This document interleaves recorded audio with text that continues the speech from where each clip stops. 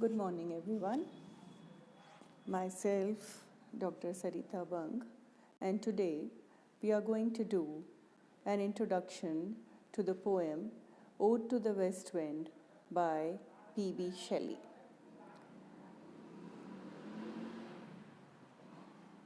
Shelley was born on August 4th, 1792.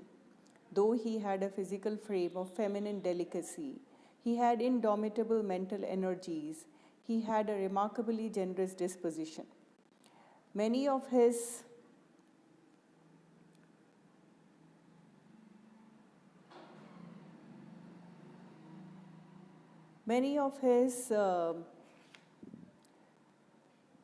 contemporaries have noted that his whole appearance breathed an animation, a fire, an enthusiasm, a vivid, preternatural intelligence. He had, as a schoolboy at Eton, he nourished a passion for the marvelous upon the novels of Mrs. Radcliffe and displayed his precocious delight in the rarer marvels of chemistry. He became a good Greek scholar and produced a considerable amount of Latin verse. At Oxford, he came in abrupt conflict with traditional orthodoxy by writing his tract, The Necessity of Atheism. This brought about his expulsion in 1811 and alienation from his father. His chivalrous marriage with Harriet Westbrook showed the same unworldliness. He felt irritated at Mrs. Shelley's coldness towards her children, which sowed the seeds of growing coldness. The sense of loneliness drove him to seek solace in Godwin family, especially in the company of his 16-year-old daughter, Mary, with whom he passionately fell in love. The separation from his wife came off in June 1814, followed by his open departure from London with Mary Godwin. He married her in December 1816 in London after the tragic death of Harriet. Shelley made frantic efforts to regain control of his children, but Lord Eldon, the then Chancellor, ruled that Shelley was unfit for parental responsibilities. Due to social opposition, Shelley decided to leave England in March 1818 with his wife, with no prospect of coming back. The last 4 years of his life, 1818 to 22, were spent mainly in Italy, in occasional converse with his friends. Byron and Leigh Hunt were most fruitful in poetical activities. The year before his tragic death, Shelley was leading a quite studious life at Pisa, translating Spinoza and devoting much time to boating, the end of which was fishing. In one of his boating expeditions, he was drowned along with his friend Williams. His body was burnt, but the consumed heart was collected with ashes by his friend.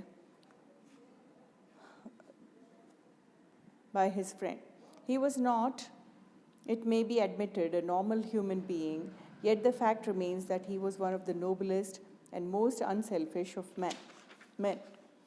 He was like a character from whose golden age, lost among the 19th century conventions, innocently surprised, the standards of utopia caused disaster when put into practice in an unreformed world.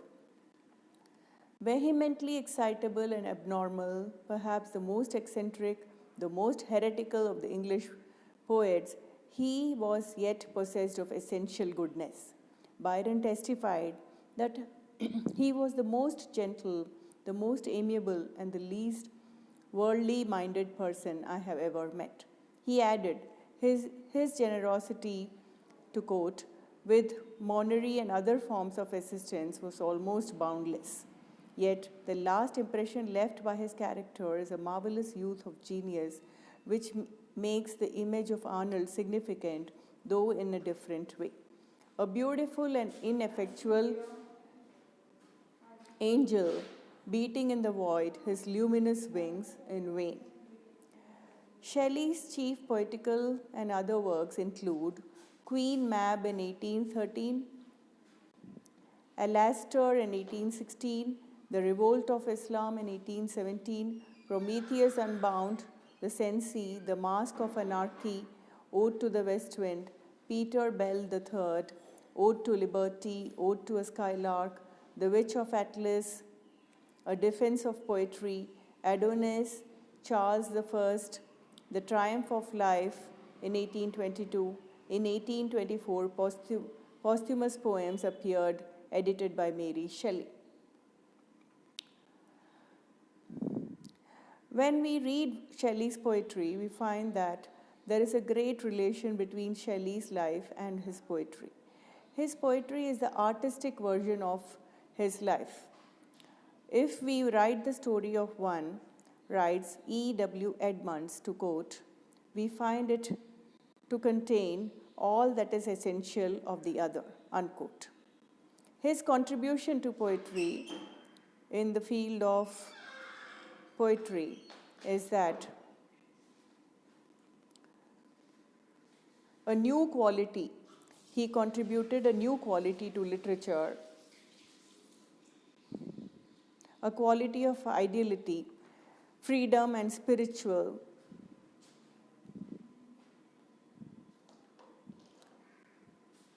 metaphysical element. He had a metaphysical bent of mind. As a revolutionary, Shelley was a revolutionary. He did not believe in the customs and conventions of the world. Shelley is the singer of the unborn utopia. He was little interested in the past. His eyes are fixed intently on the future. To renovate the world, to bring about the golden age, is his constant aim. O wind, to quote, O wind, if winter comes, can spring be far behind? Unquote. To this end, he pours his fiery eloquence against the king, priest, and the stale conventions. All these shackles are to be swept away, and a new society without class distinction and government machinery is to be reared upon its ruins. The most glowing picture of such a society is presented in his work, Prometheus Unbound. As a poet of love,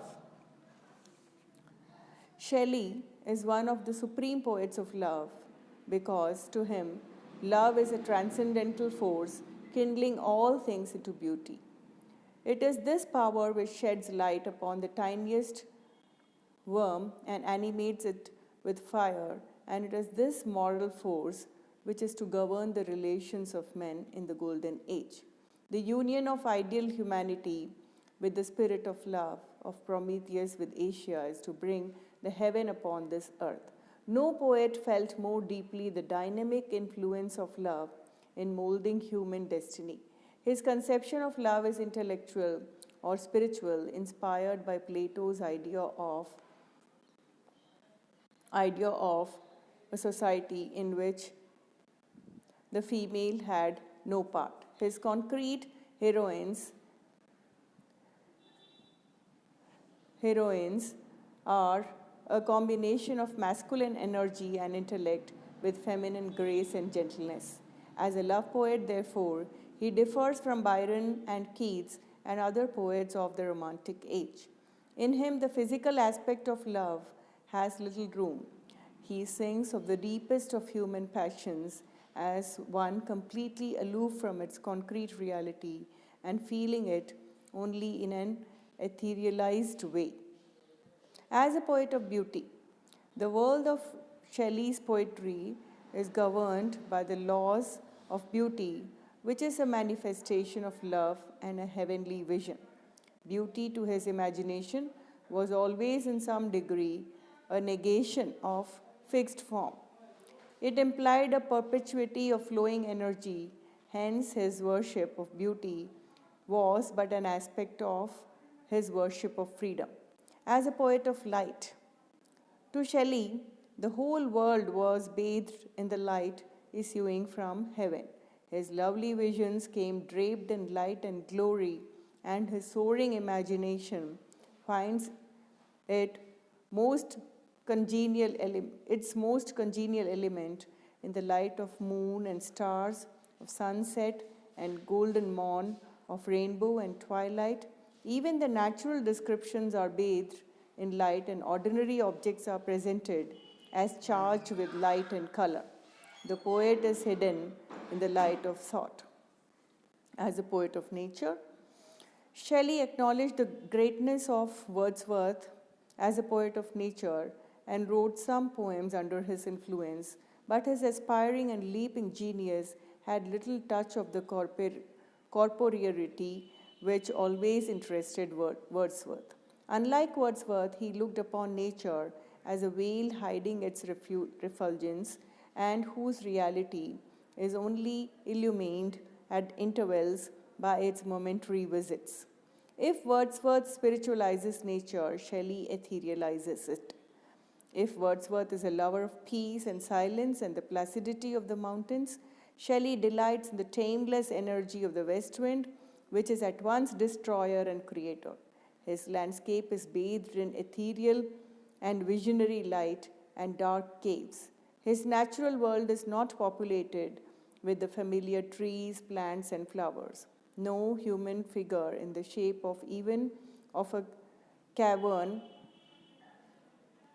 or mountain shepherd is allowed to cross it, but night and day, dark and dawns, winds and cloud, stars and moon, and the sun as circling worlds are the usual adjuncts.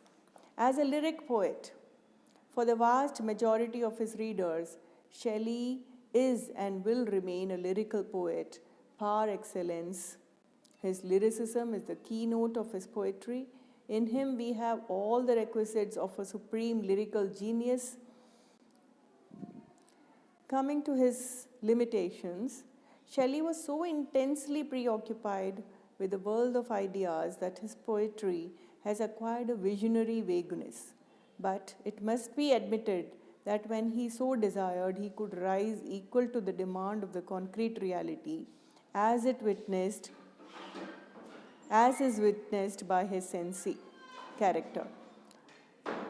The second defect is said to be his obscurity, the difficulty, which makes some of his passages mere jumble of glittering words and images and very difficult to understand.